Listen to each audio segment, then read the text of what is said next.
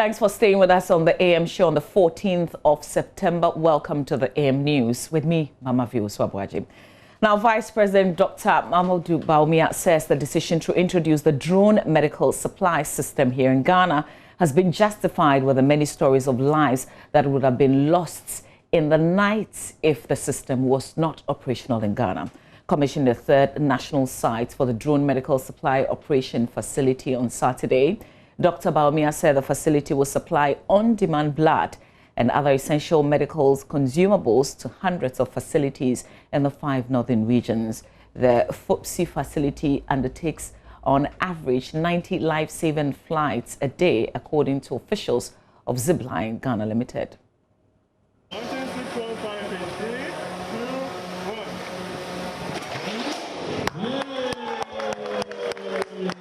There are many instances where our health professionals have openly testified about how this technology is contributing to boosting morale, with the full assurance that even in very difficult moments like the shortage of blood products during emergencies, Zipline will deliver just in time.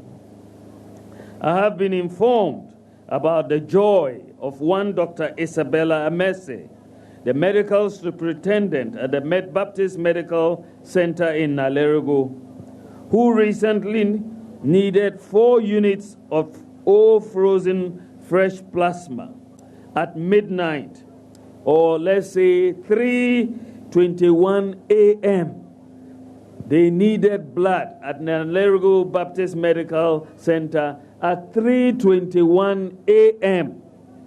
The doctor called Zipline to save the life of this woman who was in critical condition, and Zipline intervened just in time. Now, newly acclaimed flag bearer of the Progressive People's Party, Bridget Jogbanuku, is advising the public to be wary of political parties promising freebies because they are unsustainable. The PPP flag bearer promised to lead an incorruptible government, ensure a free compulsory basic education, peace and security, growth at all levels, as well as inclusive leadership. She made this known after her acclamation ceremony. What do you want most from these elections? What kind of Ghana do you want to live in by 2024? What do you want for yourself from your president? Often we think we don't deserve what we want, or we do not believe that what we want is attainable, because we do not believe that we are capable of creating what we really want, or that we can indeed change things as they are now. We have been so disappointed and disempowered repeatedly with each subsequent election that we have lost hope and trust, even in our own capabilities and in our own power to change things. Our governance has been visionless, fraught with corruption and greed, and our leaders have only governed to their personal or party's benefits and to the detriment of we, the people of Ghana. We in the PPP believe that we can do so much better, and many Ghanaians believe so too, particularly at this time of our democracy. We have all cried for a third force that will bring real change. The Progressive People's Party, under the leadership of Bridget Jogbanuku, is that third force. To the western region and the community of Apeusika, where children who would ordinarily be in school are spending their days roaming along the coast because of the closure of schools. Correspondent Natalia Kwanzaa has today's COVID-19 impact story.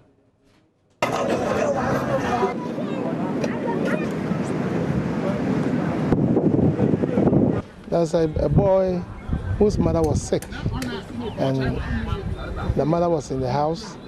The child was given a breakfast in the morning. The child decided going to the grandmother. So So the mother thought that would be safe.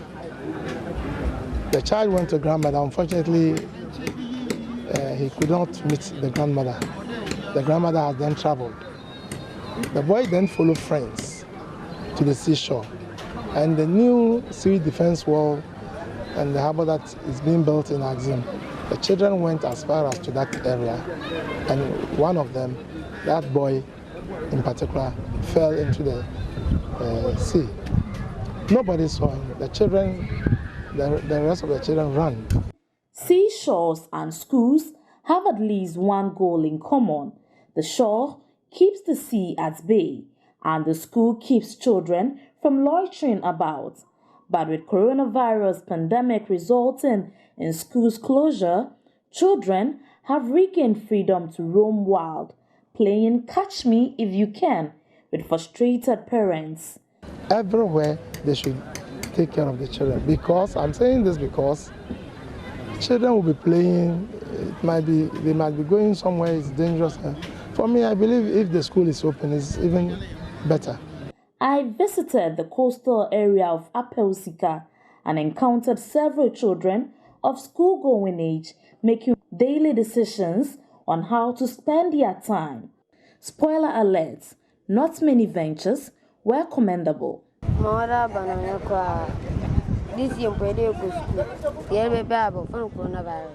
The situation is very bad. We should have gone to school this year. There is a pandemic called coronavirus. It has taken over the world. Now, what's it if you why there won't be a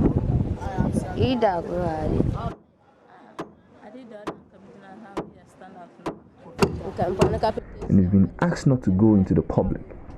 So I'm here to play. I am now a carpenter at the fishing shore. I carry the woods and nail it. Since the closure of schools, I have decided to learn a trade so I can make some money.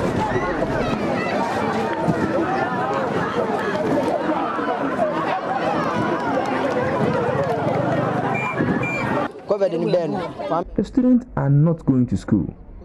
That's why I organize football competition for them.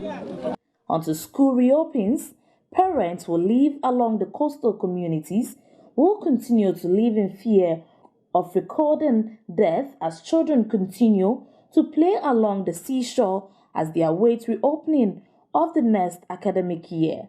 In Athalia Kwanzaa, Joy News, Apelsika. And before we go from the neighborhoods of Adabraka to the London School of Economics, Joy News' editor Evans Mensah's story shows the value of perseverance and focus. In a series of stories looking at Joy News' longest-serving journalist as part of our 25 years anniversary, my colleague Justice Beidou tells the Evans Mensah story. This is Top Story with Evans Mensah. Tonight, students on rampage, a bloody attack on... For many, his is Ghana's most authoritative news voice on radio. In very poor background. Of course, I was born. I didn't know my biological father, so it was in that space. So my grandparents took me up because, of course, single mom. Who was a trader, couldn't take care of, all the needs at the time. Born in Abose Okai, Aigbe town, and bred in Koforidua, Evans Mensah has grown in places where going to school was not really a norm. I knew I was going to be a journalist when I was in JSS 1. I was on my way to school, and I saw these kids who were playing at the banks of the Kole Lagoon. I felt like, oh my goodness, I wish I could tell their story. And I felt, if I became a journalist, I could do that. That's not what you promised them. Well, we did. We promised one district, one factory. Yeah, but you don't. And one factory is one district. Today, Evans is a graduate of the coveted London School of Economics and now editor at Joy News. It's been a 16-year journey coming here. When I was in JIJ, I was applied to intern at Joy FM twice. They bounced me on the 2 occasions.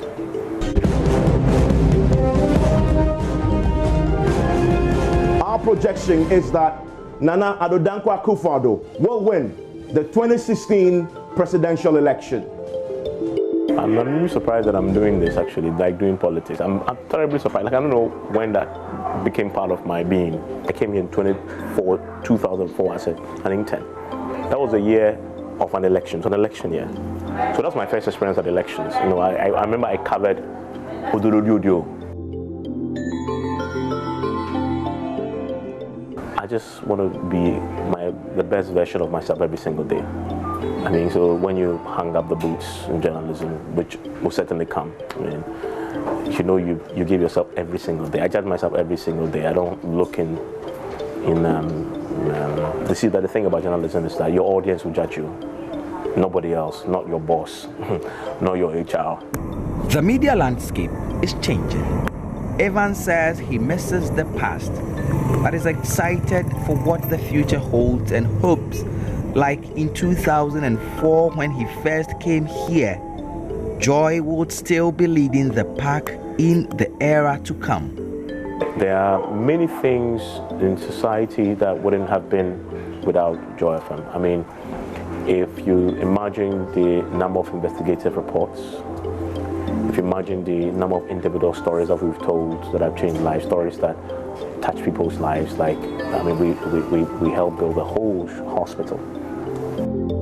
Justice Beidou, Joy News, Accra. And that's the Evans Mensah story. Stay with us. We've got the newspapers coming up. More than 500 school children sitting for the BECE examination that begins today. There's an update on the killing, remember, of the law professor at the University of Ghana Law Faculty, who it was discovered over the weekend that he had been killed. There's an update on that. We will give you all the details when we settle for the newspaper review. Joseph Akable will join me in a bit for the review. Stay with us.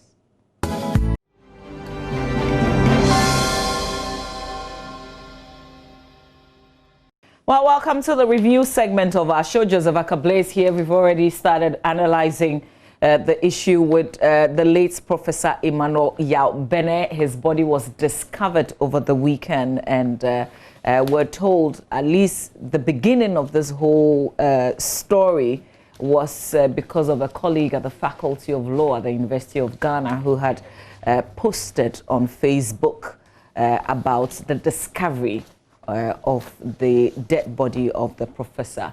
And we're just putting one or two together. We'll let you in on what we've been talking about. Joseph, good morning. Good morning, Mavi. How are you doing? Very well. Yourself? I'm great. It's good to see you again. Yeah, you too, definitely. But this issue of Professor Yao Bene, I mean, listening to it on Saturday, really unbelievable. So not like the Ghana that we know. But then again, there's been incident of this nature. Once in a while, it occurs. And I guess what is disheartening is the fact that we don't get closure and we usually don't get justice. It gets all of us worried that somebody will be discovered in their home in the manner that he was. Very unfortunate. And the details that we have been made aware of, his hands and legs tied. I mean, I struggle to see, you know, when you see the image of the individual and what those who know him say, I mean, you can't help but wonder, especially when there's no even sign that there has been a robbery at the home. And so it's very, very troubling. And I mean, as you're saying, all what we need is closure. I mean, to understand what exactly happened while most of us were asleep, and to know that he had actually died for close to 48 hours before it was discovered, makes it equally troubling. And I can imagine at the state the family will be in, to just be home and pick news that this is the manner by which your father or your uncle has been murdered. I mean, it's very worrying. Absolutely. We'll tell you what the newspapers are reporting, but we will also be talking about it here on the AM show. It's one of our many conversations today. So let's just start with the Ghanaian Times newspaper. The stories on the front page of the paper, what we've been talking about. 4 domestic workers arrested over Professor Bene's murder. Also 4 lotto fraudsters nabbed in the Western region. 531,705 candidates begin BECU today. 15 heads of states arrive in Accra today to discuss happenings in Mali. They will be going to the Pediatric Lodge tomorrow. So we will be telling you when we get on myjoyonline.com some roads that will get really busy tomorrow. You'll have to get a plan B if that's your usual routes, because we have about 8 heads of state something of the sort, who will be coming to Ghana. Remember, our president is the chairman of ECOWAS, so we're hosting these heads of state, and the main discussion is around Mali. Back on the front page, floods, Bagri Dam spillage fallout. Canoes ferry 210 BC students in Samboba to write exams at various centers. But for the BEC, we probably would not have linked the disaster, the destruction, what the floods are causing in Samboba to this. Now you can really relate and imagine how this is impacting daily lives, even in the lives of children, our young people. We haven't started the conversation about the farms and the homes that have been destroyed, but just look at how children who are sitting for BECE, there are many others in the country who are not going to be doing that, but they will be ferried because of the spillage, the floods subsequently. There's more on page 12, but let's go to the back page of the paper. 37 business resource centers working. Over 9,000 stranded Ghanaians evacuated home. Says that this number of Ghanaians, the 9,000, and resident permit holders stranded abroad were evacuated into the country during the 5 months that the nation's airspace was closed to commercial flights to contain the spread of the coronavirus disease. President Akufo-Addo announced the closure of the country's borders effective March 22. So story essentially is given a background to why these Ghanaians were stranded and all about the other countries that we close our borders to. But over 9,000 have been able to come back home safely after we opened the Kotoka International Airport. In the center spread, robbers attack bullion van, kill 1, injured 2 cops. Tension mounts in Karaga over installation of new chief.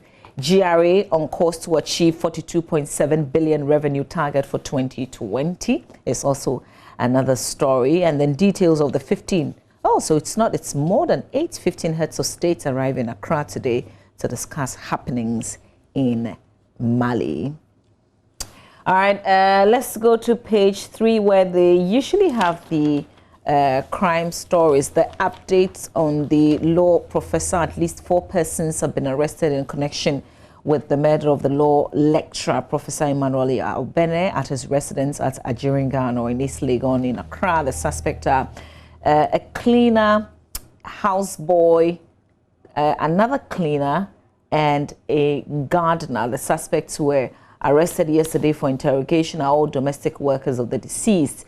PRO of the Ghana Police Service, the Greater Accra region, disclosed this to the Ghanaian Times, and she said the regional police command has taken over the case. The deceased was found lying dead in a pool of blood with some cuts on the body.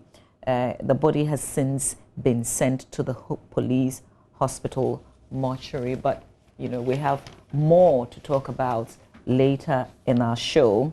And then 5 persons, including 1 woman, perished in a gory accident involving 3 cars and a motorcycle at Kwetoi in the Volta region on Saturday. The incident occurred at about 3:30 p.m. at Young Farmers, a spot near the Agotima Ziope Assembly Office building, when a Toyota hiring car moving towards the Aflawo direction was overtaking a vehicle in front of it, and in the process rammed into an unregistered Toyota Camry from the opposite direction. So you'd find the gory pictures along with the story on page 3.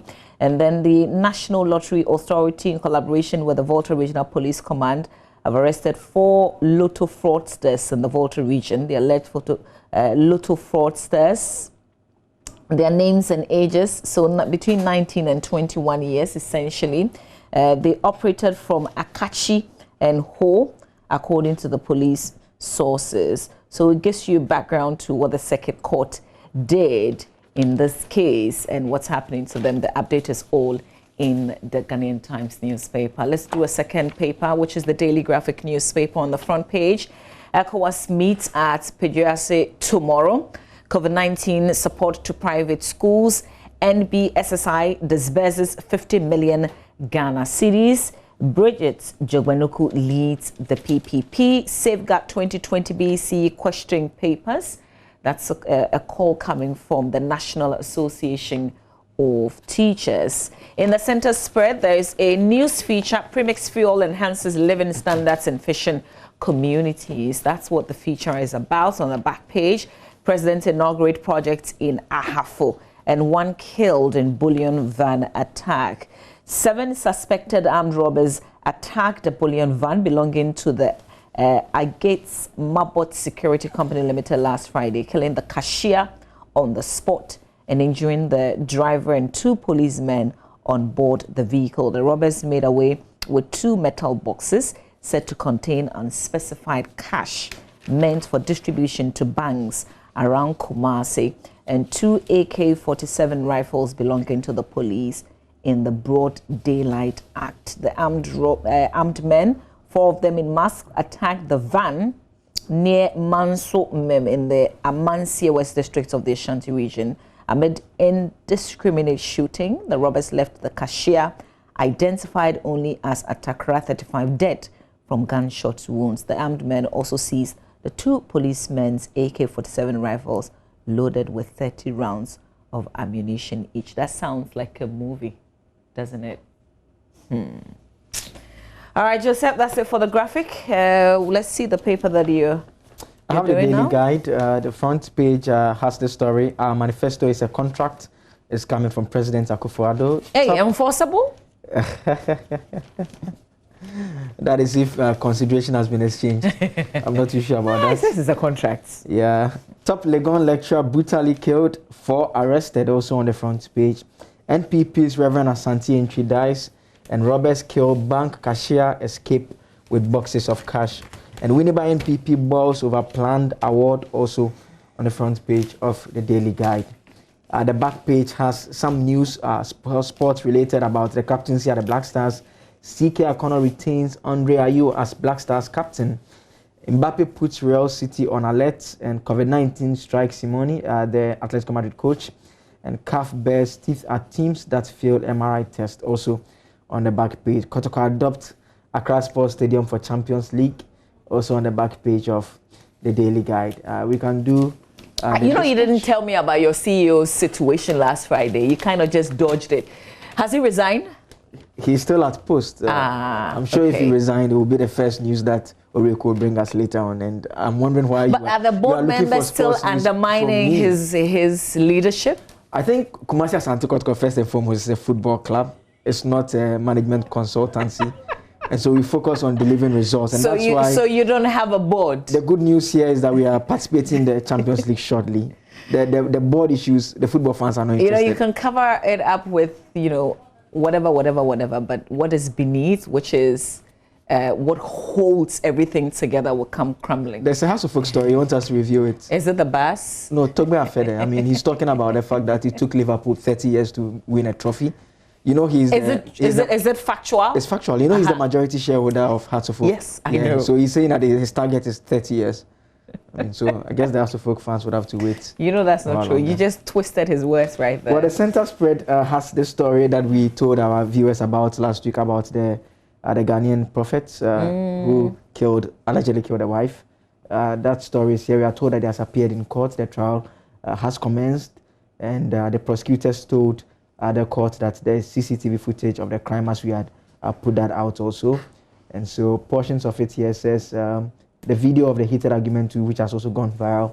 We spoke about that. The one with the brother, we're told that's in the late wife's brother, where he actually threatened to kill her. And so the story here says he has been charged with first-degree murder and risk life imprisonment without parole for the offense if found guilty. And so that is the update of that story, has already been taken to the court. There is this other crime story I saw here on page 6. It's about robbers kill bank cashier and escape with boxes of cash. We are told that some trigger-happy robbers are currently on the run after they ambushed the bullion van in broad daylight and killed a 35-year-old bank cashier before escaping with 2 big boxes containing unspecified amounts of money. They injured the 2 occupants, including a policeman, during the robbery. And so, very unfortunate one here. Then there's that story about Professor Bennett. There are portions of it here that the Daily Guide brings, talks about the houseboy. They said when the body was discovered, Isaac Butcher, the houseboy of the slain law professor whose expertise in international law, he said he spoke to his master at about 8 p.m. last Thursday, September 10. The houseboy said he lived in Accra Central and his master usually called him whenever he needed his services. He said he called the late professor on Friday morning, but he did not respond, so he thought his master had gone out. He goes on to say that the gardener came to work on Saturday, and when he did not find any sign of him, he knocked at his door, but there was no response. He said the gardener then went to inform the professor's sister, who lives a few meters away from the house, about her brother's disappearance. This was on Friday or Saturday? This was on Saturday morning when the gardener had come into work. Together with her, they got a carpenter to force the door open and found Professor Bennett dead with his hands and leg tied, lying in a pool of blood between his bedroom and living room. He claimed the gardener has some of the keys to the main entrance to the house, and he also has spare keys to the deceased room. And so, I mean, that explains why the gardener has been picked up to an extent as a suspect for the start. Also, they've picked up the houseboy and 2 others who also are domestic workers in the house, and has a photograph of the house there. Very worrying story. And Dr. Poku Edusei, who we know is a law lecturer at Legon, actually put this information out on social media, and he was quite worried. He says folks had wanted not to be the breaker of such ominous news, but the calls are incessant. The world is damn evil. Professor Yabene of Legon Law has been murdered in JB style in his Adjungano mansion. It appears to be an act perpetrated by about 3 days ago, but was just discovered this morning.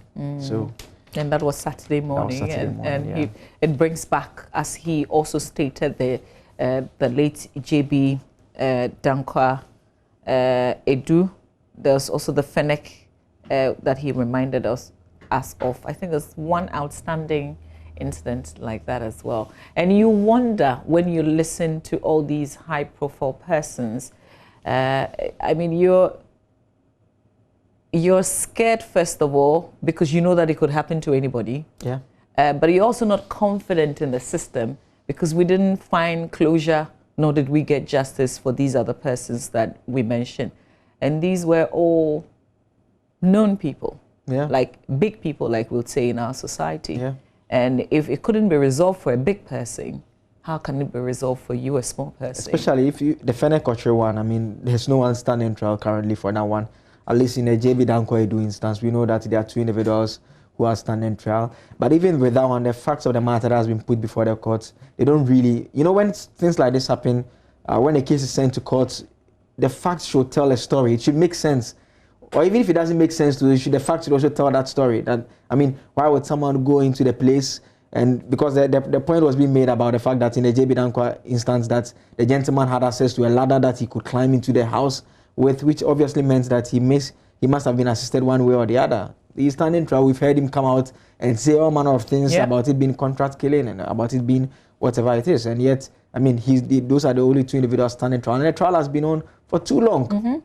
And that is the bit about fighting crime too that affects confidence, because people want to know that, I mean, this is the individual who has committed a crime, he's jailed, and we move on with our lives. Yeah.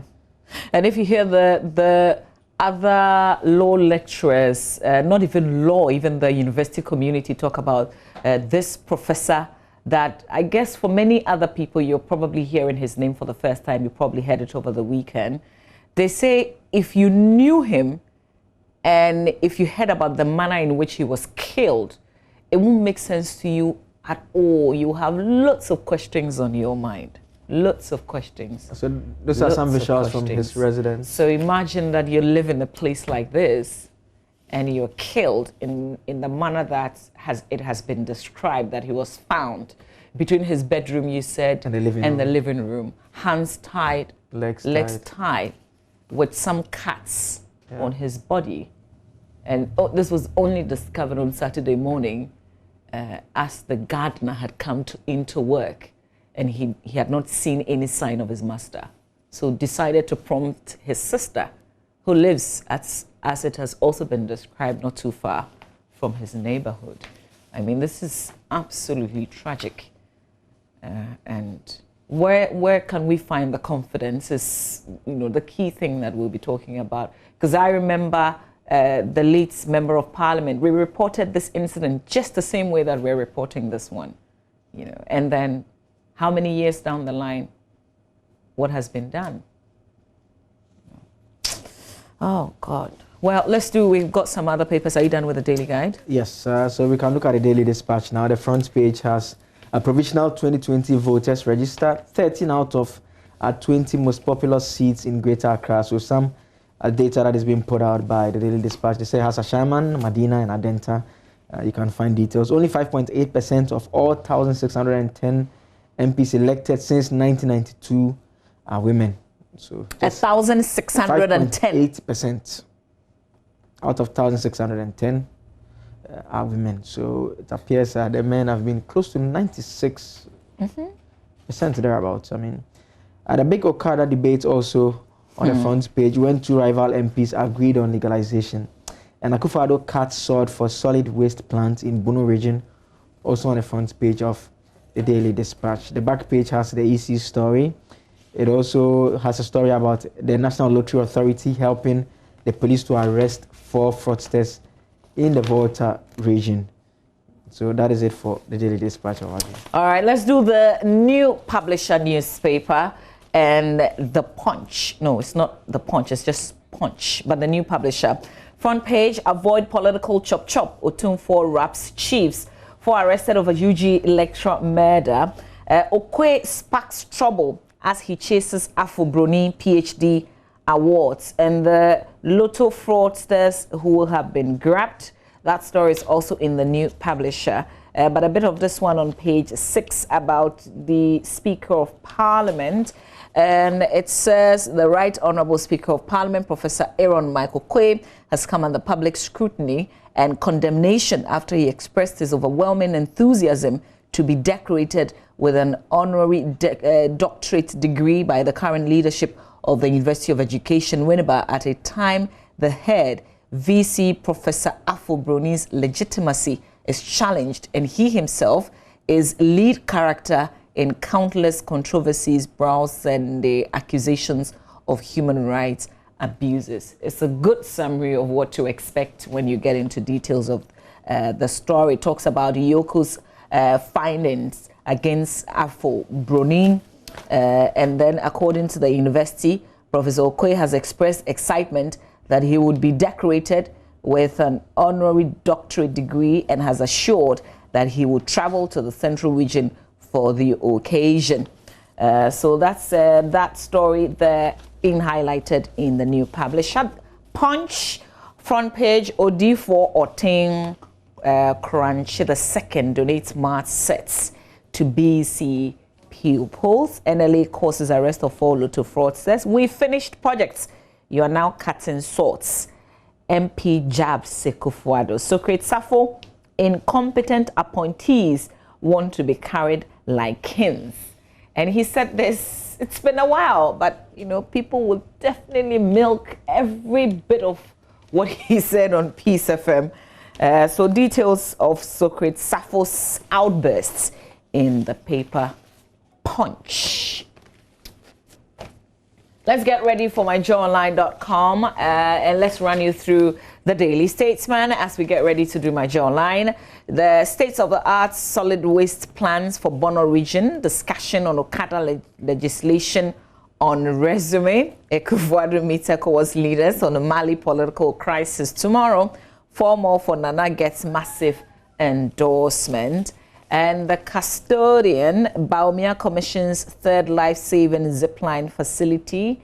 SHS double-track system is brilliant idea, according to Dr. Patrick Ewua, founder and president of Ashesi University. The Lotto fraudsters are also featured. You are our man for 4 more years. Ahafo Chiefs endorse Akufo-Addo. Can we do myjoyonline.com now? The Economy Times, GRA confident of exceeding revenue target amidst COVID-19. 20 out of 24 banks in Ghana paid 1.6 billion as corporate tax in 2019. And stakeholders involved in the consultative process on the proposed amendment to Ghana's Petroleum Revenue Management Act 2015 have unanimously agreed to a proposal that restrictions on transfers from Heritage Fund should be extended to 25 years from the current 15 years. MyJoyOnline.com, Joseph, you're closer. Let's yes, see. And so it has the story about Professor Bennett. It says 4 persons picked up over murder of UG Law Professor Yao Bennett. And all the best in your exams is coming from Matthew Opoku Prempeh to BEC candidates. Akufo-Addo to hold a consultative meeting with ECOWAS leaders on Mali crisis at Peduase. And Methodist Church Ghana mourns Samuel Asante entry. And NDC is pursuing God's will to save Ghana. It's coming from Nana Opoku Ajiman.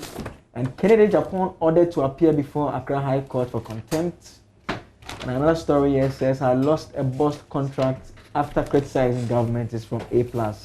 And bad roads exposing us to highway robberies. That story from Mansumim, brought to us by Rastos Asari Donko earlier. And so those are stories that you can find on myjoyonline.com. Aha, I missed the story. It's on the front page of the Republic Press. Repentant Ken faces court today as Jane Nana Opoku charges judge to reject his plea. I haven't heard the Jane angle. Member of Parliament. It was an interesting soundbite. You didn't hear that story? No, I didn't. She made reference to the Muntie case, and she said that, I mean, when someone scandalizes the court, it's not enough that you just apologize. Just like it's happened in that instance, they actually apologized, but they were punished. And so she said something that, like this, the person should be punished. And so Kennedy Japan is supposed to appear before the court today, we understand. I listened to the video. And the comments. Goodness. That contain the insults. Yeah. Or what the judge is not happy about, reason he's appearing before the court. Yes, I mean, very worrying. I mean, and the bravado he exhibits in it, talking about how he's not scared of the judge and that he's taking the judge on. I mean, it's good he's apologized. Let's see what will happen. But subsequently, we've seen when the news of his appearance came out, we saw, I think, just the following day. In fact, right after the writ had been issued, asking him to appear, that morning, we came anyway in the papers, the apology. Yes, there was I suspected then, still suspect that it was a paid-for portion in the Daily Graphic with the notice of the apology, and subsequently, he was also on his network again, I guess on the same program, apologizing, and there's been a series of apologies. Showing a lot of remorse. Yes. But the question that one asks is, this is someone who not long ago was slapped with defamation. Cost was awarded against him. The issue. And so, yes, the person has shown remorse, which helps in terms of what direction the court should take. But the question the court should be answering is that, is this someone you think likes doing that? Or is it someone that you think that, okay, when you pardon him, he's not likely to do that again? If a defamation fine could not even deter him from doing this particular thing, then what happens? And so all those are matters that the courts will be looking at, and obviously lawyers will be urging the court or not to sanction him. Let's see how it goes. You're following the story, aren't you? I hope so. It's interesting. That's our court correspondent. Trust that he'll bring us the very latest from the court. He's appearing before the High Court? Yes, the High Court. The judge is scandalized. Okay. The Muntie 3 appeared before the Supreme Court. Yes, the Supreme Court. Okay. So this is different in many ways? Yeah, certainly. We'll see if the many things that he has done in terms of the apologies will calm the judge or not.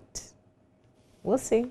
Okay, Joseph Akableh, thank you very much. Oreku is coming with sports. Yes, Oreku is coming with sports. Right from his office, the view is amazing. Stay with us. We've got sports coming up next.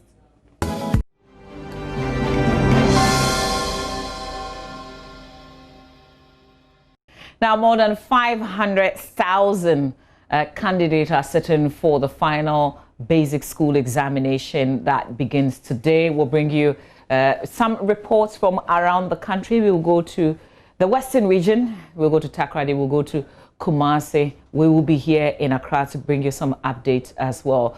First of all, let's go to Takoradi. Let's join our colleague Natalia Kwanzaa from the Takoradi Technical University. Ina, good morning to you. What can you report on this day when basic school students, final year students, are beginning their BECE?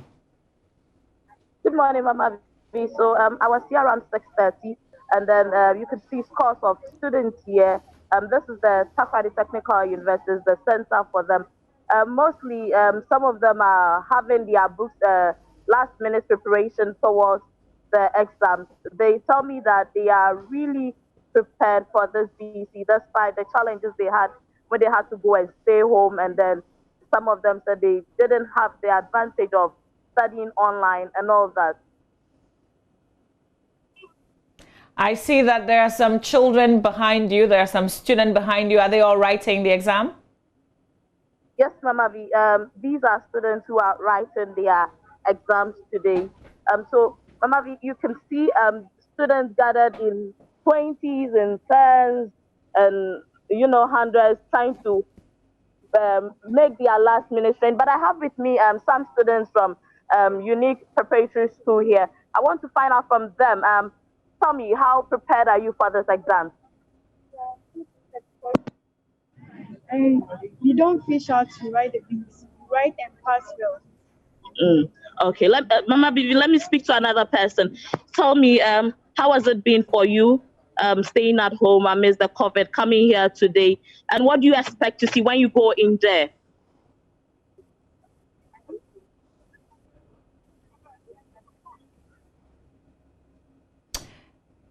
So, Ina, we can't hear you. Let's try and establish the connection again. Ina, can you hear me?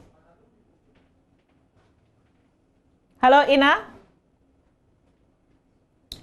Ina, okay. Ina, we didn't get the second student that you spoke to. So if you can take that again. Okay. And that's Natalia Kwanzaa. She's my colleague reporting live from the Takoradi Technical University. She's been talking to some students who are ready to take the examination, who reported as early as 6:30 a.m. But they look really young. I wonder how old they are. Ina, if you can hear me.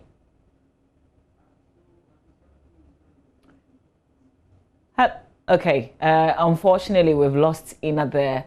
On that connection is day one of the Basic Education Certificate Examination. Natalia Kwanzaa reporting live from Takoradi. For us, we will be taking you to Kumasi, and we will be in Accra as well. As we gauge the mood, we try and find out how these children have prepared for the exams. But we're also asking you a very basic question. How long ago did you sit for your own Basic Education Certificate Examination? That's like the biggest examination when you're growing up. So what memories do you have of this day? And what were you thinking? What were you thinking of the exam? Were you looking forward to just finishing school? Or the focus was really doing well in that examination? Sometimes it's just you writing and taking a long break from school. How many people actually think about secondary school? Really hard at this point. But if you're also a parent, you might want to share a few thoughts with us. Maybe other parents can take a cue from you. What do you do for the children, for your child who is writing the Basic Education Certificate Examination? How do you calm them down? And so that they can finish the rest of the papers. So we'll have conversations around today's Basic Education Certificate Examination. How long ago did you write your own BECE? What memories can you share with us? Even as more than 500,000 school children get ready to sit for that examination today.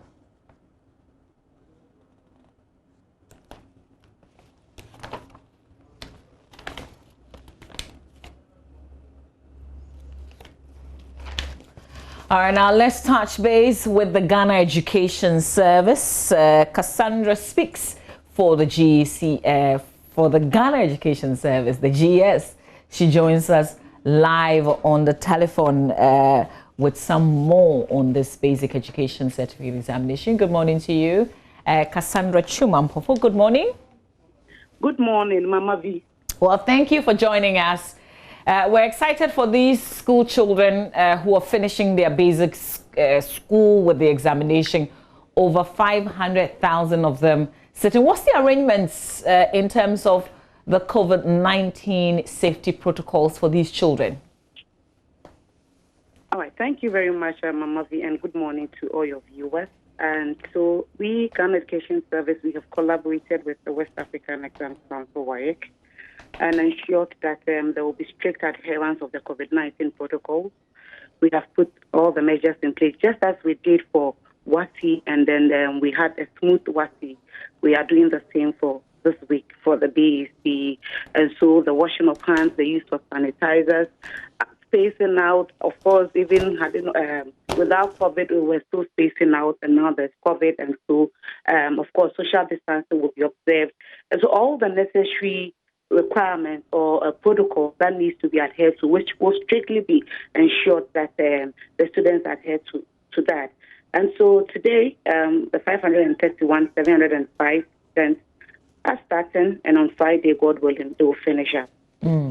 Okay, but Cassandra, there are some students, if you look at the front page of the Ghanaian Times, for instance, a student in Saboba who will be ferried to the examination centers. I wonder what preparation either the GES in collaboration with WAEC has put in place so that students don't miss this examination. There's a specific time to it.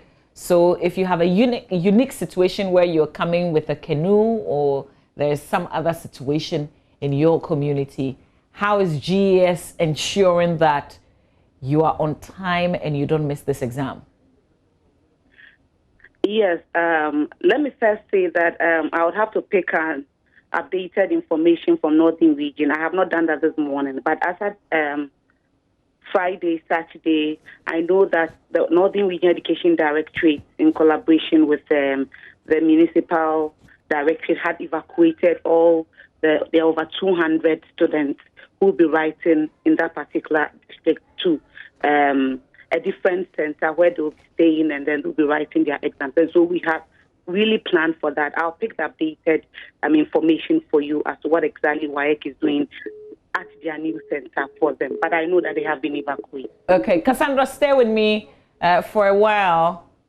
Okay, I was just going to bring into the conversation the PRO of WAEC, Agnes Tekujo, but unfortunately we lost her. So let me still stay with you, Cassandra. Okay. And you brought back the situation with the seniors who just finished the exam not too long ago. We saw we witnessed the issue with the leakages and some invigilators involved in some malpractices. I mean, GS doesn't want that issue repeating itself. So what have you put in place to ensure that we don't hear of leakages of people copying or invigilators colluding and trying to cheat for some of the children? Of course, we have put all measures in place. In fact, we have the Director General met with the district directors, the exams officers, and then we have our inspectors also around in the district education offices. And in fact, we are this time going to strengthen our monitoring and supervision. And we have sent out warnings and cautions to all invigilators, supervisors to be very careful and not to engage themselves in any malpractice, because we don't want them to be doing that. In fact, we are not expecting what happened during the WASI to expect this time because of what we have put in place. I may not be able to tell you what exactly we have done, but trust me, Mama V, we have put all measures in place that we don't leave.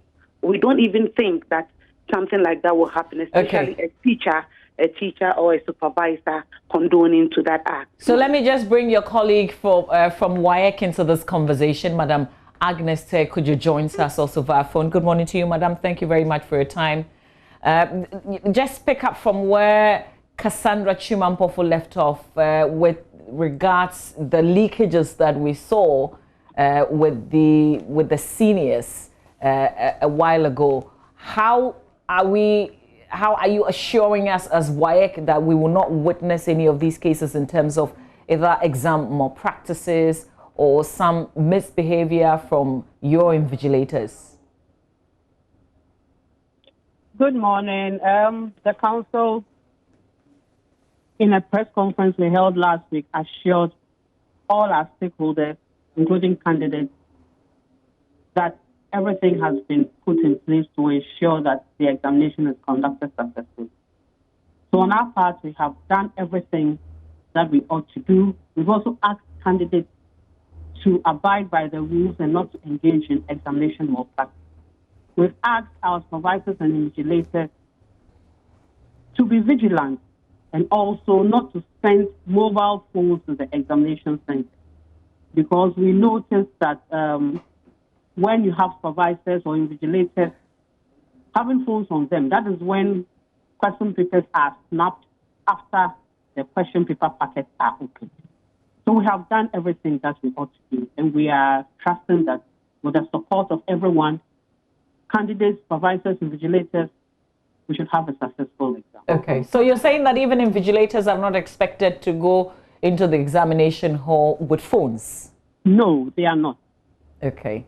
You know, the updates from the press conference that you make reference to, WAEC was pretty worried about the websites that come up around this time, sometimes with lots of students following them because of the possible examination questions that they may get from there. What's the latest on that? Have we closed all these websites? Well, Friday, we received information that the National Security had arrested some persons who were kingpins in the rogue website challenges that we are having. They are following through with investigations to track down some others. So we believe that with these arrests, we should have some sanity in this year's game. But is WAEC itself worried that sometimes there may be people in-house who collaborate with others on these examination leakage issues? We are concerned about everything that has to do with the examination, be it operations of rogue website operators, be it examination malpractice or anything like that. So we are collaborating with the National Security, and whatever outcome comes out of their investigation, I think we'll let members of the public.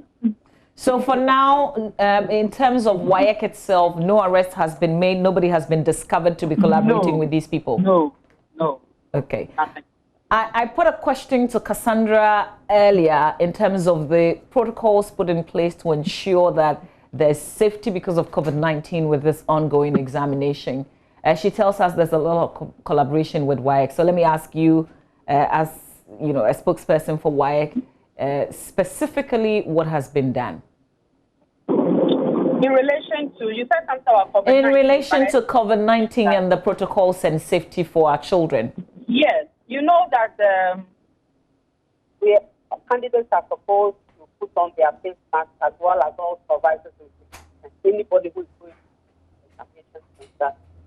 We are also providing our supervisors and all concerned with the examination with the hand sanitizer, so that they are able to sanitize their hands after choosing questions and checking candidates' attendance and all that. Also, we'll have the hand washing facilities available at the various centers. So we believe that with all these arrangements that have been put in place, the protocol should be followed to keep everyone safe at the center. Did we record any incidents with the WASSCE examination still related to COVID-19? Not that I'm aware of, because we did not receive any reports about candidates who were unable to write the examination as a result of contracting COVID-19. Nothing like that came to my attention.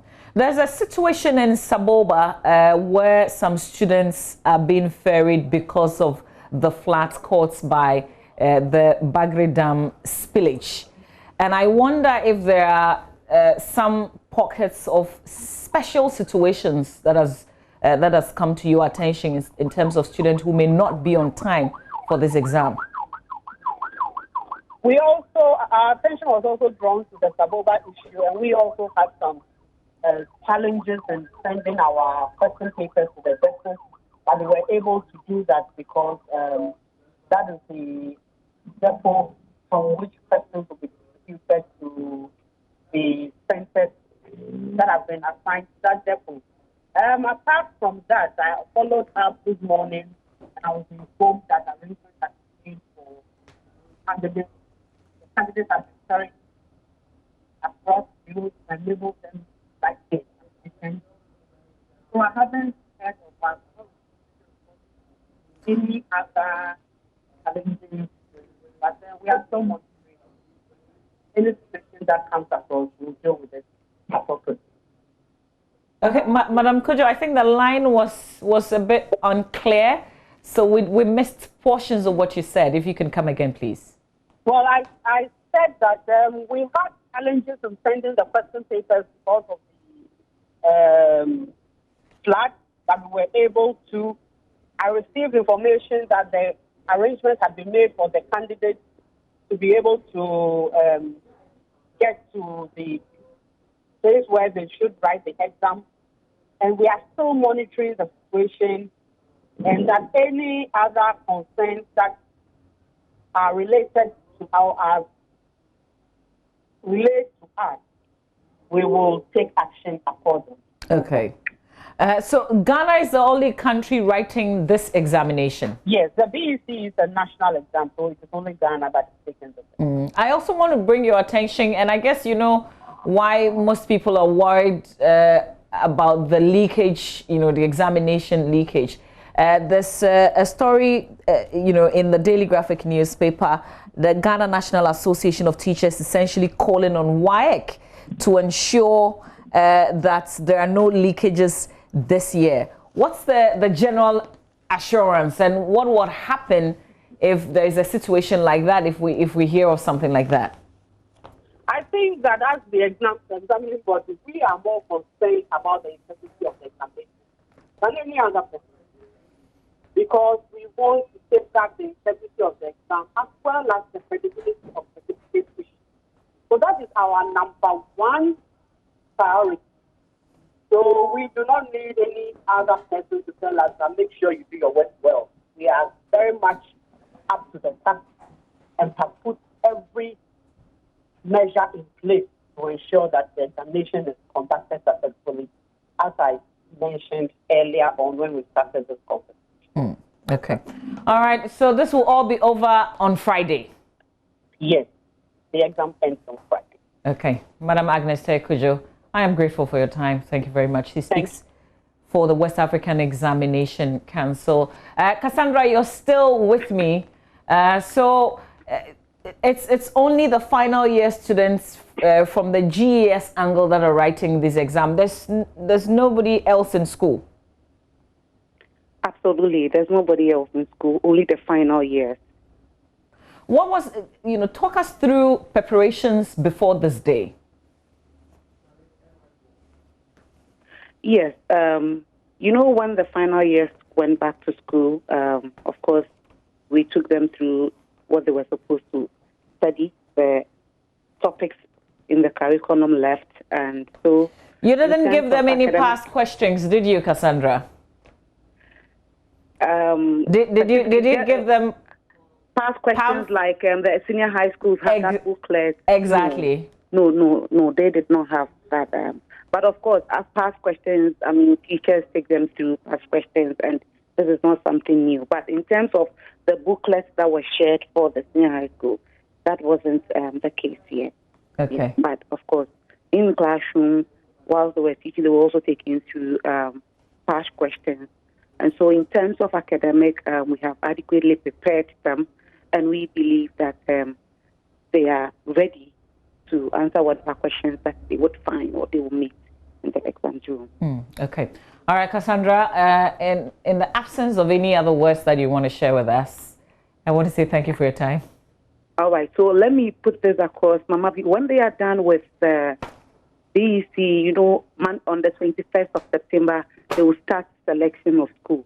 You know, you have to select a senior high school that you want to attend. That is the CSSPS I'm talking about. And so I want to encourage or admonish all parents and guardians to take keen interest in the selection of schools for the awards. They don't have to leave it in the hands of the school or the parents or the teachers, so that they come back to us. And then, you know, the issues that we have all the time at the Independence Square. I didn't choose this school, I didn't do that.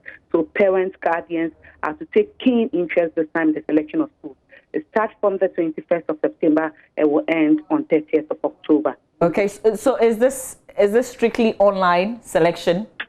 Yes, they will first do the manual one. It's normally there are exam officers that put in the data online. So they would have to fill on a form that we call the choice form. The 5 schools, they are choosing 5 schools. 3 will be any of their choices, and then the 4th choice this time is the technical school, and then the 5th choice is the day school. And the day school is what we always say, that they have to choose the day school within their catchment area, so that in case you are placed in a day school, you can just walk or probably take a car, and then you don't come back and say that I chose this and then I can travel. Okay, so Cassandra, is this the first time they're choosing 5? No, it's not the first time, but the first time they are choosing a technical, all of them are choosing a technical vocational school. Okay, so as part of your selection, you choose your first 3 schools that you want to attend, your first choice, second, third, and then you must... And then even the 4th choice still is a school that you want to attend, but the 4th choice must be a school that is a technical vocational school. You have to choose its related technical vocational course as well. Okay, and then you must also choose a day school. A day school, which is compulsory as well. And let me say that this time we have 2 compulsory. So the technical vocational is compulsory, and then the day school is also compulsory. But the day school, again, must be within your catchment area, that is around where you live. Why has this become possible? Why must my child choose a technical school and a day school? Yes, we believe that for a day school, for instance, it is a policy from the ministry that every child must choose a day school. In fact, you have the option to choose 4 boarding schools, and then 1 must be a day school. A day school that, in case you do not get, because we've had instances where people are not able to get into their schools of choice and then get a boarding. So, for example, if you want PreSec, you choose PreSec as your first choice for category A boarding, and the same person might decide to choose PreSec as day to satisfy category D. But if they are not able to get inside PreSec for boarding, then of course you can also get to PreSec as a day student. And so it only gives opportunity for students who are not able to get into the school of their choice. Even though it's boarding, they don't get in, but it's still your choice you want to attend, but you have a chance to get into the school as a day student. Okay. But so how about the technical school? Why is it necessary? Yes, it's necessary because, you know, every country has a policy direction, a policy drive, and for us, as a ministry, we, based on what the government is embarking on, this industrialization drive and thinking of the future, the new curriculum that is geared towards competencies and ensuring that students have a skill or something, at least you complete school with a skill that you can work with. And we know that obviously people have even completed schools and gotten onto the industry or the fields, and then they are doing a different, there's a skill that is required of them too. So this is part of a policy direction that we are gearing towards in the future, that at least you should go through senior high school with a certain skill. And we have a number of courses for technical and vocational. When we talk about technical and vocational, people only tend to think about carpentry, aquavi, masonry, but engineering and all of that falls under that category. So a wide range that the students can choose so that at least they get a skill after senior high school. It's not only the grammar that just read and read and read, but you have a skill that even if you want to go on to the university, you have something to build on. If you get into the industry or the work environment, you have something that you know, and then you can work. Okay. Well, Cassandra, there's the portal for the selection opened. For the selection of schools. Yes. It's not opened yet. They will start the manual selection from the 21st. When they are done, then the exam officers will pick the choice forms and then key in onto the system. Okay. Is it the parents that's assisting the child, or this is school authorities assisting the child with the manual process? We are all doing it together, but we are saying that parents must be there. You have to be there. In fact, the choice form, the one that they are writing with their own pen or pencil or whatever, the child, the parents or the guardian must be around. Be sure that indeed these are the schools that your ward can attend based on performance. Okay. All right, Cassandra, I'm sure there will be a notice announcing when the process itself, the manual process will also begin, because we want to help parents jump on board from the very beginning, before, after the selection process, all the issues that come up, so that we can be with them from the beginning of the process. So we wait for the announcement of that. Yes, it's very, very important, because if you don't get time if you don't get time now to help your ward choose the school based on his or her performance, then you will get time to come to the Independence Day for 3-4 hours. So find time now to help your ward choose the school. And when they are done, again, just like we did last year, Mama V, we also give them the opportunity to text to see that indeed what they have chosen or what the exam officers keyed onto the system are exactly what they have seen. And so if there's any change, because we've had instances where parents will say, no, we chose this school for our ward, but when the placement came, another school came up. So we'll have another opportunity for the students to also text to ensure that indeed the schools that they chose or they gave to the school are exactly the schools that we have received on our platform, on the system. Okay. So that when we are doing the placements, we know that we are doing the placement based on your own choice. Okay. And then you don't come back to us to change your school, because it's your own choice. Just another reminder, so the manual process also starts on the 21st? Yes. Okay. It starts on the 21st. In fact, when they are done with the selection, that is when the exam officers would also key into the WAEC system. Okay. All right. All right, Cassandra, thank you very much for your time this morning. She speaks for the Ghana Education Service, Cassandra Chum Ampofo there. We started this conversation off with this BECE that's starting today and ending on Friday, but we also went into the process of selecting schools, because Cassandra explains that from the 21st of September, that process will begin, and parents must be on board this process of selection of schools. So your child will be selecting 5 schools, and that's a compulsory day school and a technical school, in addition to the 3 choices that they would also make. Now, let's try and find out what's happening on the ground. My colleague Manuel Kranting is at Bokeme Basic School doing some reporting there live with preparation. Manuel, what's the story where you are?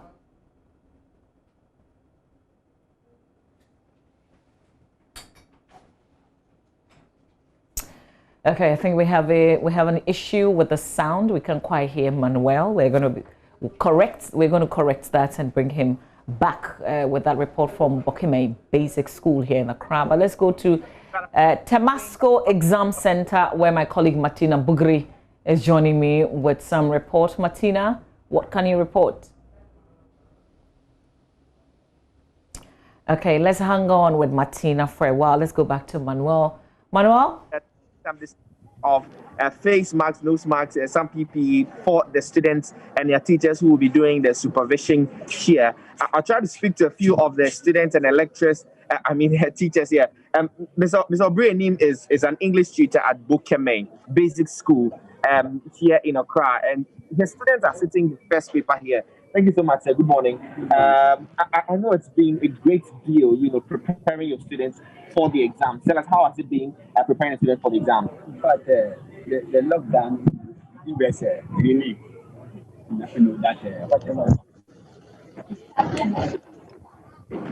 so when you resume, everybody harder, work harder to put things that you have not done when you get the fully prepared for creation.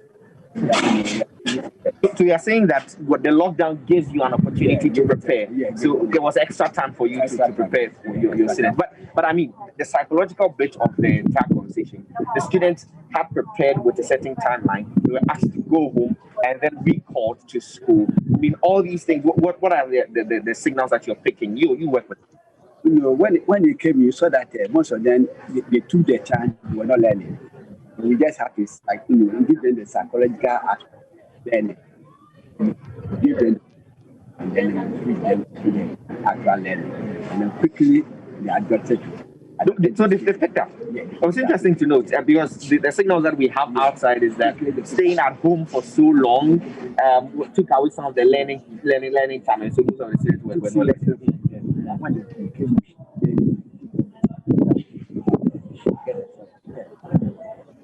We've seen Wasi went ahead of BC, and we saw some, brutality, some assault on teachers and so on. I'm very unfortunate, but are you not seeing and sensing anything in it? Good morning. Good morning, madam.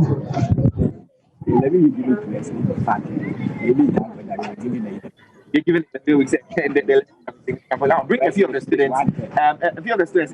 Just draw nigh so we speak to you. Exactly how has your preparations been? And Mama V, I'm trying to speak to a few of them here. You can come to just draw a bit closer. How has the experience been for you? You've been preparing to sit the exam. How has the experience been for you?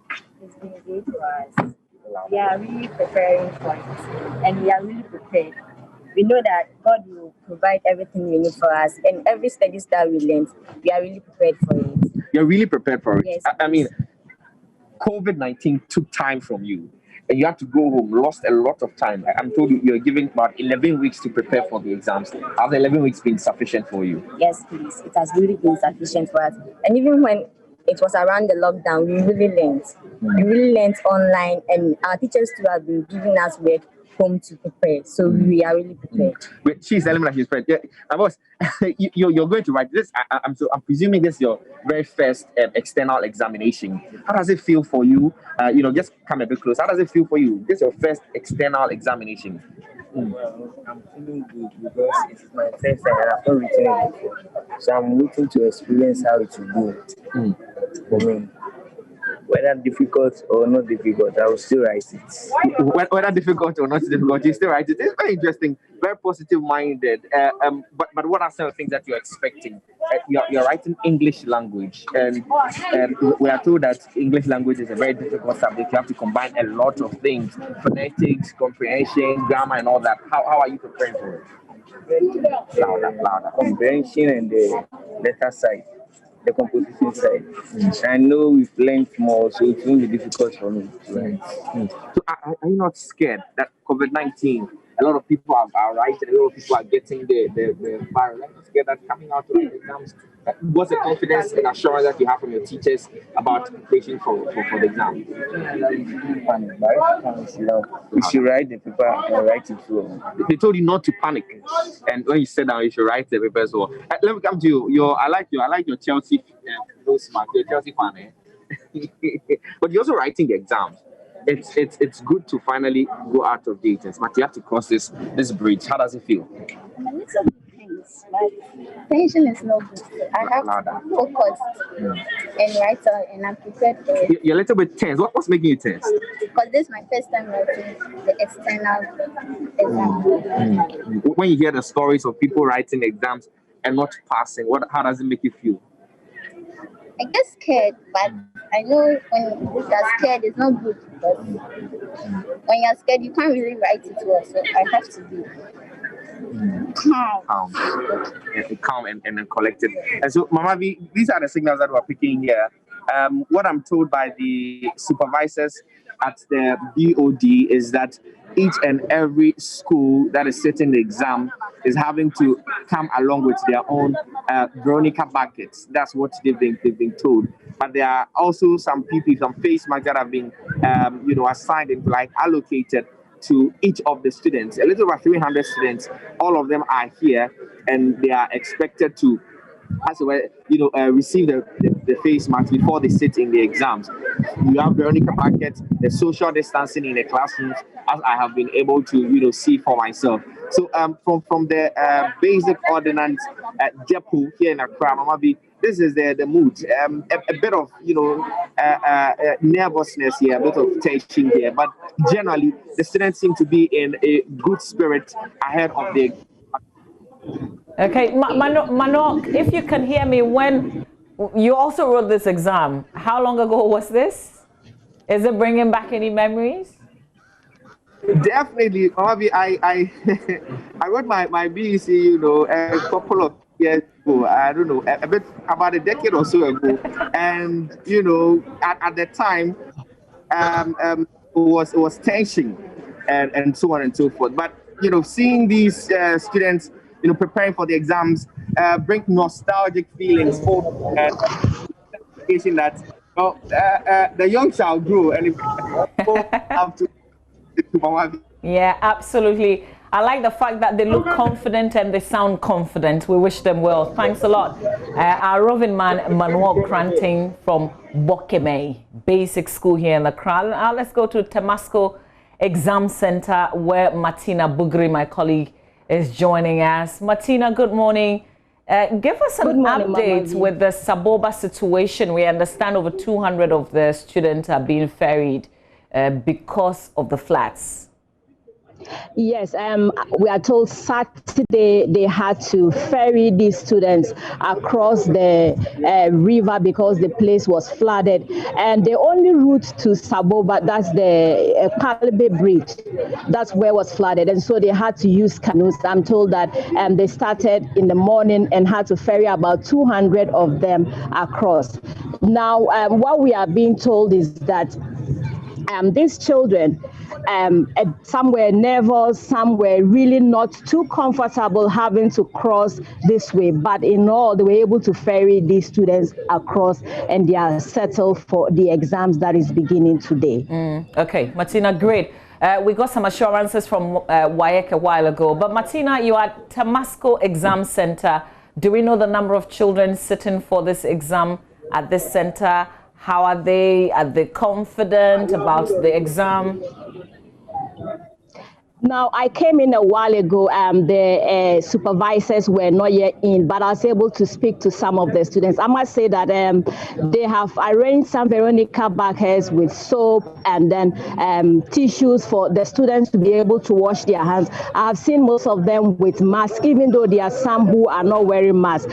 But I have seen that a lot of them are wearing masks. I have spoken to the children, and they are excited, even though some are nervous that they are writing for the first time on external exams. Most of them are so confident, and they are being so religious. They believe that with the studies they have done and God being on their side, they will be able to pass the exams. Now, they tell me that the break during the coronavirus did not affect them in any way because they had more time to study. They were able to go through their past questions.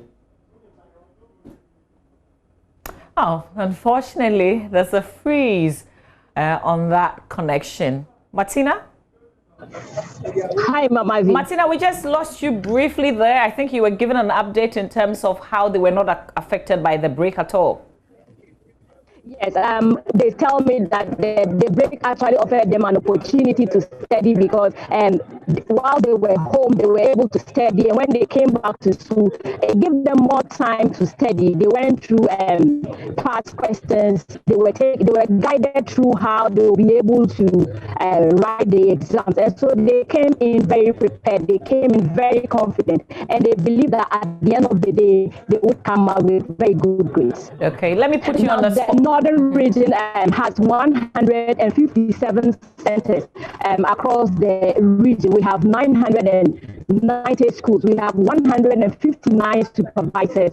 We have 23,614 boys. We have 20,285 girls, totaling 43,899 people sitting for the exams in the northern region. Okay, let me make this very quick, Martina. How long ago did you write the BECE? I never did BECE. I did O-level. Yeah, okay. All right.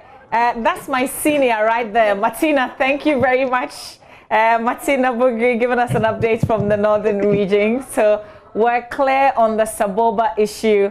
We're clear with the children who are sitting at least from the Temasco Exam Center where Martina is reporting from, that the children are very confident. They're nervous. This is their first external examination, but they're pretty confident about what they're going to be writing. Hopefully we don't see the issues with what we witnessed with the WASI, with the children being upset after some of the papers and, you know, videoing themselves and making all sorts of comments. We wish them the very best, but we're asking ourselves this question: how long ago did you write the BECE? How did you feel on the first day? So that's the post that we put out on our page, and we're getting some responses. Noble says, 4 years ago, we were afraid because of the cancellation of the previous exam, but with God, we were able to make it. Facing the wall wasn't easy. Kojo says, 1998, 22 years ago, I had measles, which started 2 days to the exam. I wasn't nervous at all because I prepared very well throughout JSS3. Nana Jaba says, 7 years ago, on the first day, I was feeling weird, Ankasa, because it was my first external exams, but God willing, He saw me through. Wishing all Mount Zion Methodist School candidates good luck. Nanaba says, oh, okay, so you're connecting. I see. Algoma Patrick says, 2012, 8 years ago, we were very happy to write BECE, even though the questions were difficult. Selassie says, 2002, 18 years ago, Sechikrom LA Basic Schools at Dwejiri in Sawem, and the BECE was written at St. Martin's Senior Secondary School. I felt very nervous and worried after the maths paper, and fortunately for me, a couple of weeks after, that paper was cancelled due to examination malpractice, and we had to write it again. Abdul Kudus says, 15 years ago, I was very nervous because it was my first external exams, but God saw us through successfully. I wish my students from Gushegu, MAJHS, and all students across the country all the best of luck. Honorable Issa says, I don't remember the experience actually, but I remember I finished answering the question 10 minutes before the question papers got distributed. Like how? Before the question papers were distributed. English language paper a century ago. Yo, we here. Zimi says, 10 years ago, I cried after the maths paper because I didn't finish, but I passed it more than the English. Good for you, Destiny. Fiagbadu says, 18 years ago, after writing, it got cancelled, and we sat for it again. Oh, that's what we're hoping that's not happening with this paper. At least no leakages, no cancellations, no rewriting. Wizzy Wisdom says, 15 years ago, on the first day, I fell asleep in the exams hall. Okay, so I guess that's because you finished the paper before the time. The invigilator couldn't wake me up until he started collecting the answer booklets. Bernard Kusi says 16 years ago, that was in 2004, we had to walk for about 4.5 kilometers to the exam center. So we set off around 5:30 a.m. in the morning. God has been merciful. Absolutely, Bernard.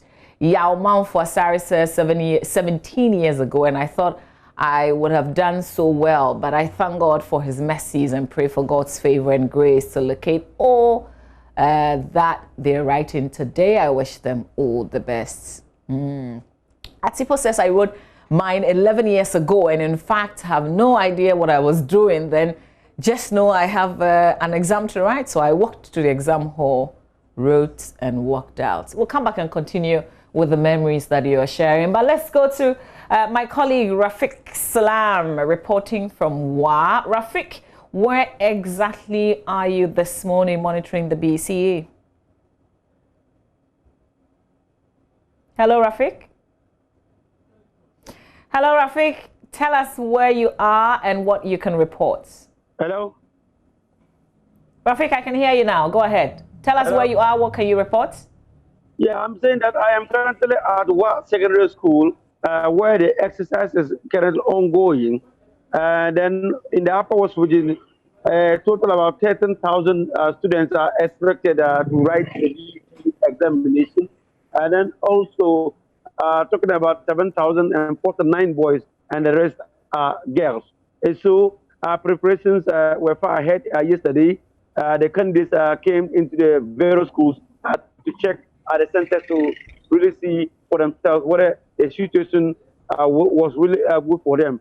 A lot of things came into play, talking about the distances of the tables right at the spot, and the candidates told me that they were really pleased with what they saw yesterday. And also, in the Upper West region here, we have 54 centers, and out of these 54 centers, 11 centers are in the one municipality. Okay, but Rafiq, you don't have situations of flats affecting how students would go to the exam hall to write the exam. There's no situation like we've seen with Saboba, right?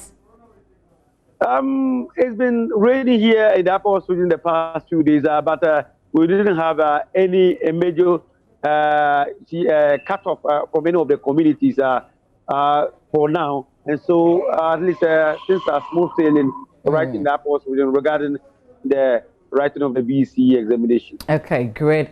Rafiq, we'll leave it here so you can do a lot more monitoring, and then you come back later on and give us some more report with the ongoing BCE.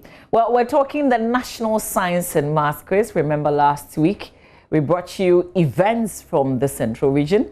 Maxwell Agbagba is back. He will be telling us what we missed behind the cameras. We will get update in terms of what will happen this week, but keep sharing your memories with us with the post on Facebook with how long ago you wrote the BEC, what was going on in your mind around this time, 18, 19, 20, 8 years ago, 4 years ago.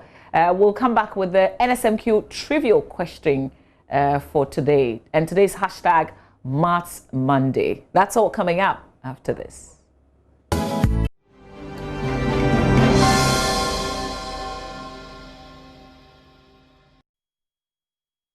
So as the National Science and Maths Quiz, Maxwell Agbagba is in studio. We will be joined by Stephen Yankee, his coordinator with Prime Time. When he joins, I'll put my trivial question of the day to them, and then you can try and answer it. But Maxwell, last week you were in the Central Region? Yes, I was in the Central Region, and that happened after the Greater Accra Region. Yes, so what it means now is that we are done with the Central Region, and then we're moving on to the Eastern Region. That competition starts today. But in the Central Region, what happened? Interesting contests we had, in the Central Region. So this is the preliminary stage. The contest that we had, the first contest actually was in Fansipim School against Apam SHS and then Iguafu Brim SHS. And as you saw, them Fansipim guys, I was speaking to them. They are very confident that they've qualified to the 1/8 stage. They're confident that they'll progress from the 1/8 stage, get to the finals, and definitely win the trophy. That's not even the story. The story is the fact that they started from this point. They started from the prelims.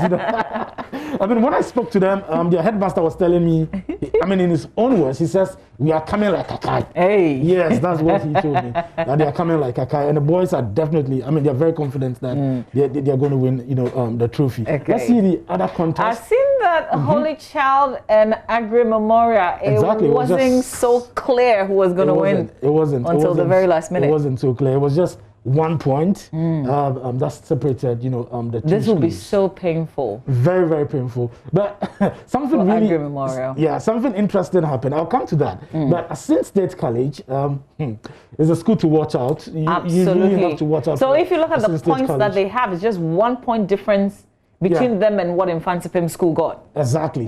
Assin State College actually had 52 points. TIMR Sporting had 37 points.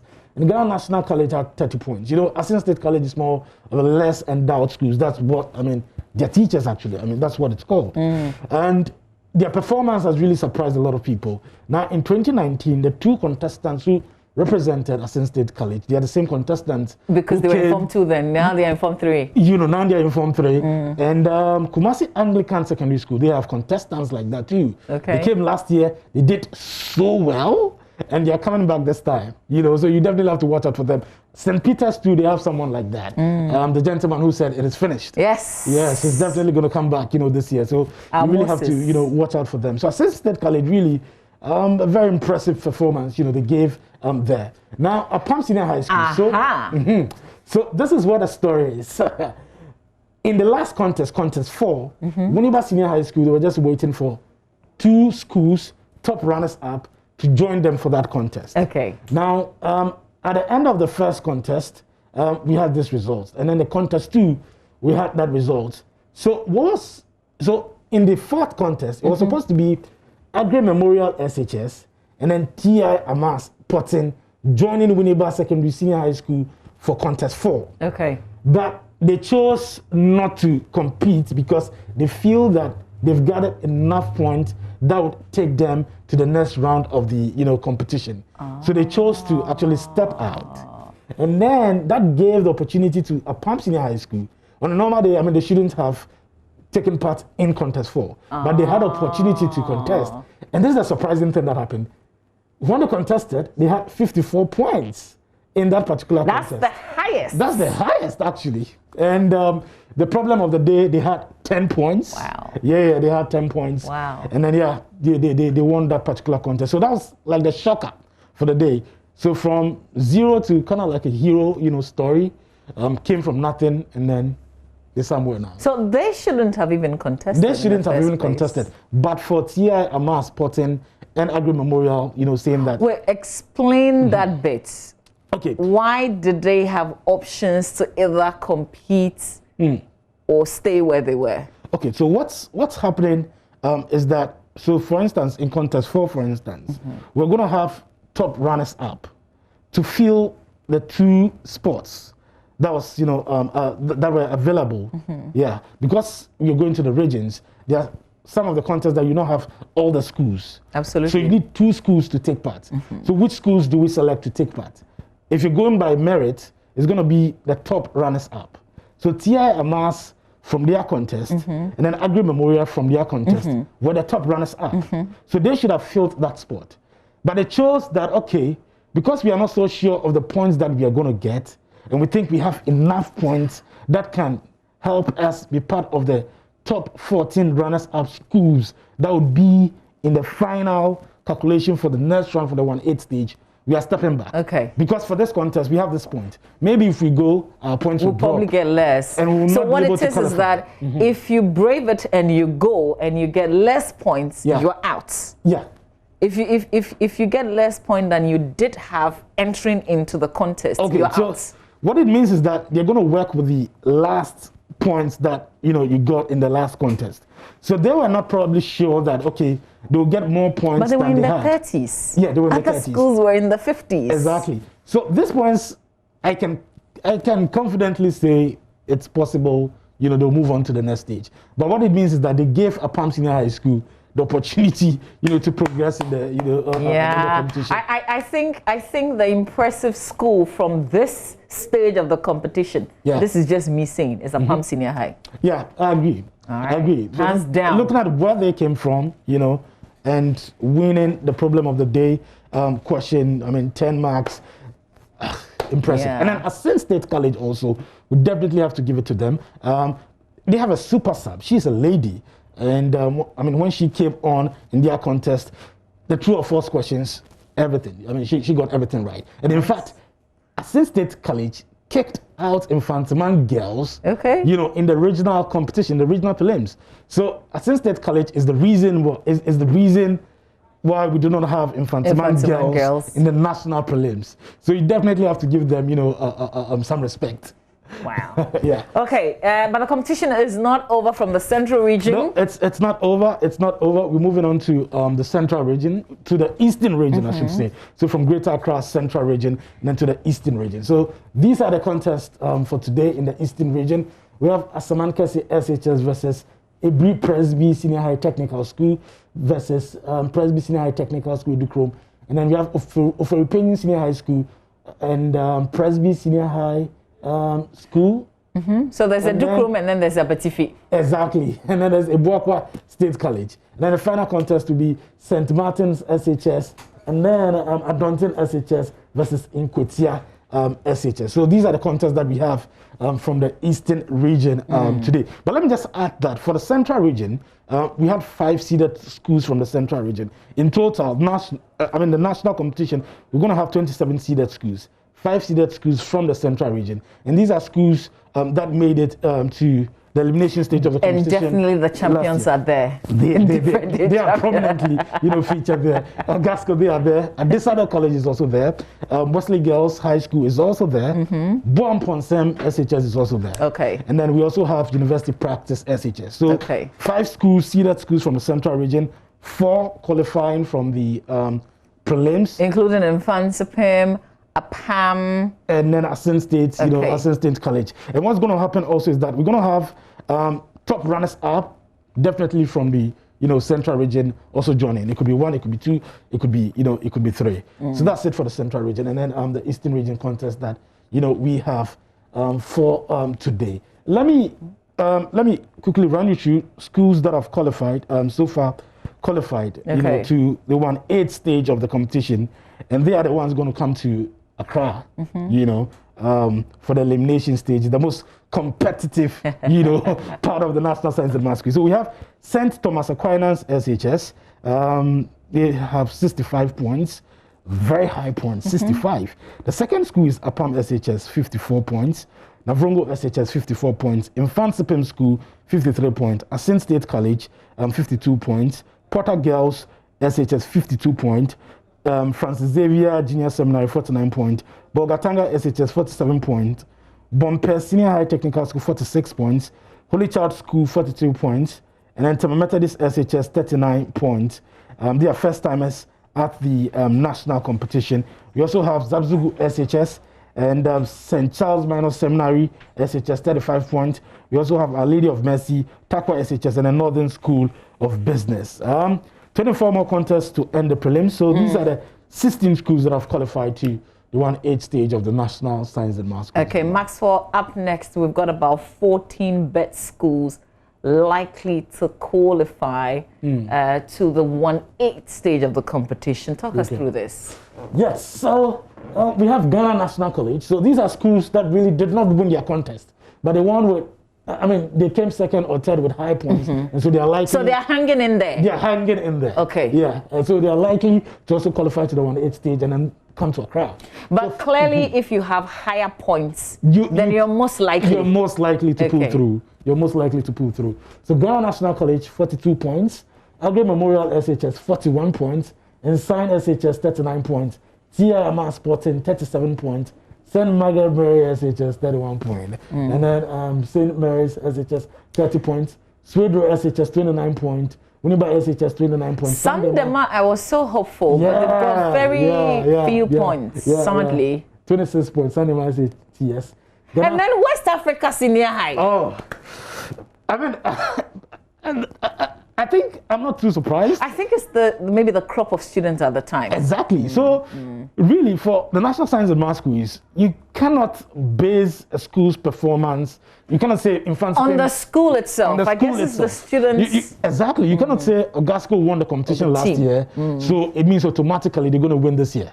No, it doesn't work like that. Especially, it's a team. So for schools that came with the same set of contestants in 2019, then you're able to properly measure how they will perform, you know, in this competition, because then you've seen them perform.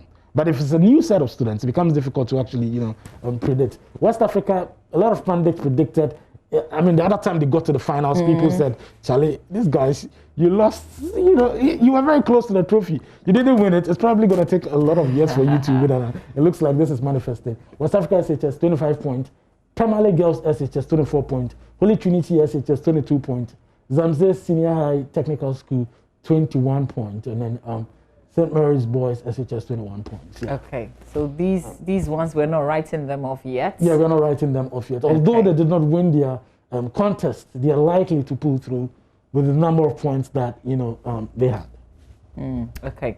Maxwell, I was hoping that Stephen with Primetime will join us for this set of questioning. Wait, is it a trivia? Yeah. Why are you always afraid of the trivia question? You got it correctly.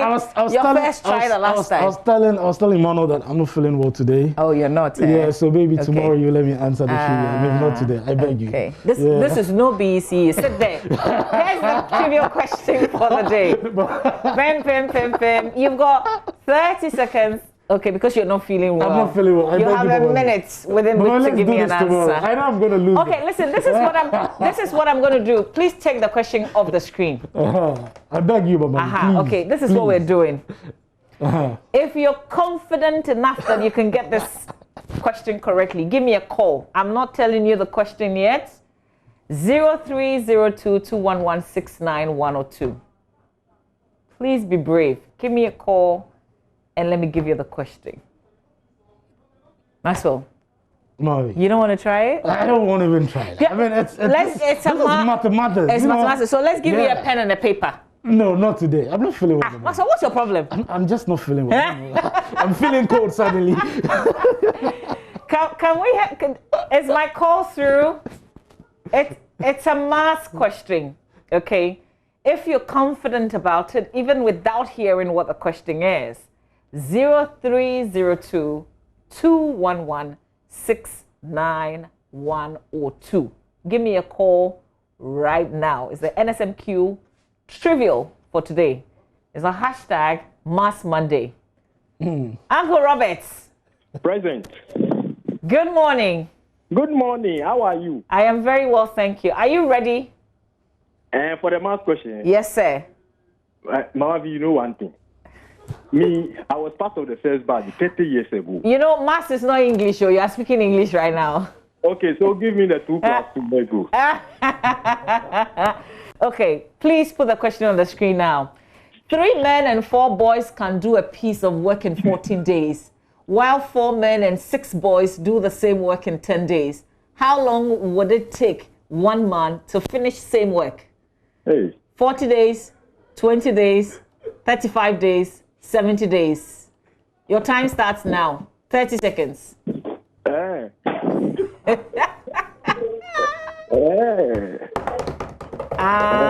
there are multiple answers there.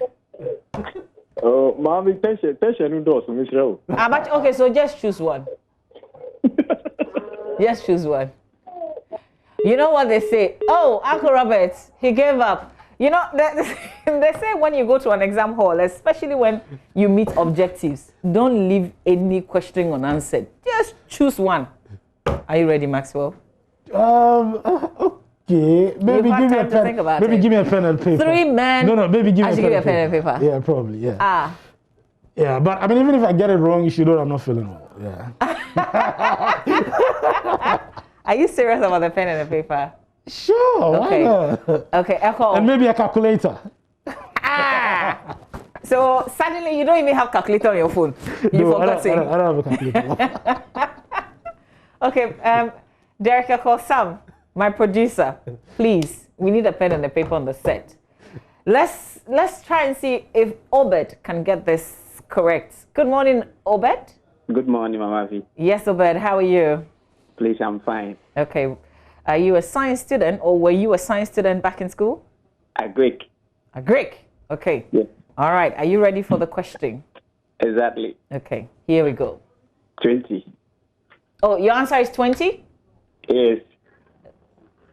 Okay. Last, your last chance. 20. 20. If you get the answer wrong, if your answer is not right, what can I do to you? Consider me. Obed, thank you very much. I like your confidence. Kweku is joining us next. Good morning, Kweku. Kweku is joining from Dansoman. Hello, Kweku. Hello. Yes, Kweku. Thank you for calling. How confident are you that you can get this right? Very, very confident. You are a science student? I'm a general art student. Okay. All right, Kweku. 3 men and 4 boys can do a piece of work in 14 days, while 4 men and 6 boys do the same work in 10 days. How long would it take one man to finish same work?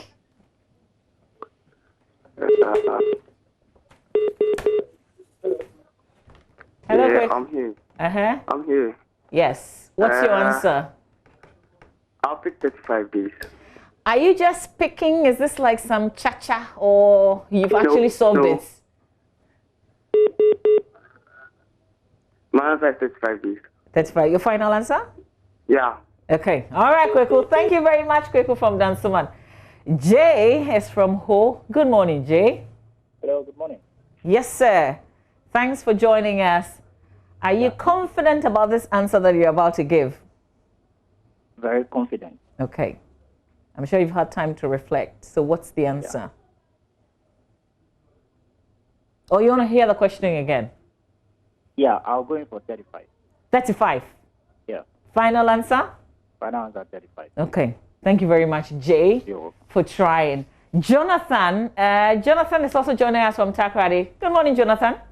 Good morning. How are you? I am very well, Uncle Jonathan. Yes. Were you a science student? Yeah, my answer is 35. Final answer? Yeah, that's my final answer. 35. Okay. All right. The 35s are pretty confident. Thank you, Jonathan. We'll see if the answer is correct. Lanyo is in Takwa. Good morning. Hello, Lanyo? Yes, madam. Aha. Afo, morning. Morning. I'm not Ewe, I'm an Adan. Ah, your name sounds very familiar. Yeah. Okay. So, do you have an answer? Yes. Okay. What's your answer? My answer is 35 days. 35 days. Yes. Final answer? I'm giving 35 days. 35. And if you don't get this correct, what can I do to you? Oh, you call me back and tell me that my answer is wrong. Okay, you are here. My last call, Justin is in Dummy. Hello, Justin. Hello, good morning. Good morning, Justin. What's your answer to the question? It's obviously 35. Why do you say obviously 35? Because I worked it. Ha! Did you do science? No, I did economics with mathematics. Oh, wow. Yeah. Ooh. So if you don't, with all the things you're telling me right now, if you don't get it right, what can I do to you? Because you have a very impressive CV right there. Yes. Uh-huh. Okay. All right. So we'll see. Justin, final answer 35. Okay. All right. Thank you for trying, okay? I will announce if the 35 is correct. Maxwell? Yeah. Did you Google? No, I didn't. No, I didn't. No, I didn't. Paper, pen. Here we go. 3 men and 4 boys can do a piece of work in 14 days, while 4 men and 6 boys do the same work in 10 days. Yeah. How long would it take one man to finish same work? You said you want a calculator. Yeah, I was calculating on my phone actually. I thought you said you didn't have a calculator on your phone. No, I think I'm feeling a little bit better now. Okay, final answer. 70 days. Why? No, I just worked it. 70 days, I think. Can I see your WhatsApp? Oh, yeah. Open your sure. WhatsApp. I can open my WhatsApp. Yeah, I can open my WhatsApp. Okay, so how did you arrive at the 70? No, I just calculated it on my calculator. How did you calculate? Because you said you needed pictures. This is this is like a problem question. Solve it. Nobody gave me the answer. You can check. Nobody Where's gave me your the text? Oh, where's the okay. text? This is my test. Okay. Nobody gave me the answer. Because by 70. suddenly you said 70. No, I just walked it on my phone and then yeah. So work it out for us. I'll show working later. Oh, Maxwell. I'll show working later. By Maxwell. 70. Right. It's correct, right? You know your father is probably watching. And the answer is not yet. Oh. Not yet. Not yet. Before we close the show. Yeah. We got 20, we got 35. Maxwell says 70. He's a lot of the callers he's the only person who said 70. Yeah. He's pretty confident about it. Justin told us about his economics background from Dummy. He chose 35. A bit with my journalism background, I chose 70. Even though you can't explain why you settled on 70. We don't even know the calculation that you did. This one is cha-cha. Oh, you no, probably stopped Maxwell. And then they landed on 70. Final answer. You have an opportunity to change. No, 70. Okay. 70, yeah. If you get this right, yeah, what would you want from me? What would I want from you? Maybe a ticket to Bahamas. Oh, uhahe. What would I buy? Chocolate? And if you don't get it right? If I don't get it right, if I don't know, what do you want? What can I do for you? What can I do to you? No, what can you rather do to me? Exactly, if you don't get it right with all this drama. Oh, let me see. What can you do to me? What can you do? Buy me Banku. I owe you Banku, so I'll take it away from you. Now, our broadcast of the 2020 National Science and Maths Quiz is brought to you by Joy News, your most credible news channel, and supported by Bright Senior High School, Kokron Tumi. Building dreams, shaping the future. DBS Roofing, Papa Panfi. Adonko Hand Sanitizer, Koromposro. Adonko Next Level Energy Drink, the premium energy drink. Thanks to these organizations, we'll bring you our National Science and Maths Quiz coverage and all the conversations around it. We'll have to take a breather for show business news. When we come back, I will announce the correct answer to our trivial question on the AM show. Kadi is hosting Obibini here on Showbiz on the AM show. Stay with us.